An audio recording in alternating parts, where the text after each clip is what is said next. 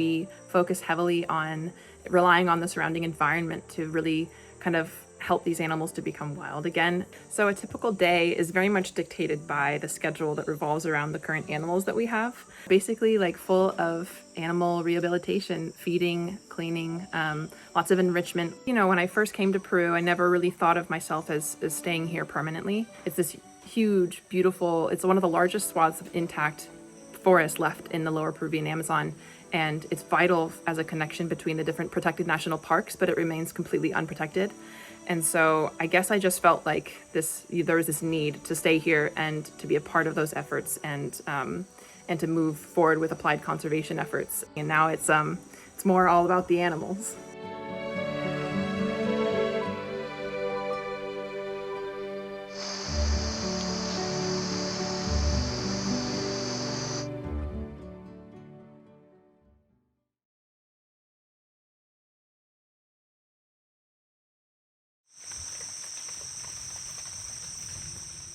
The majority of animals that we rescue, we do focus on cats. Felines are very prominent in the wildlife pet trade here in Peru, unfortunately. There's lots of national demand for cats as pets. So we do rescue cats very often, and those would be primarily ocelots and margays. But we also do occasionally rescue jaguars, for example, or jaguarondis.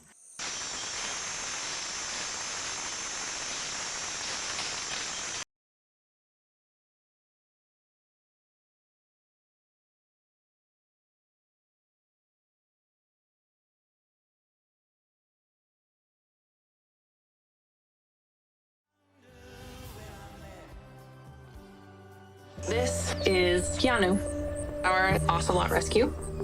He will be reintroduced into the wild in a year and a half.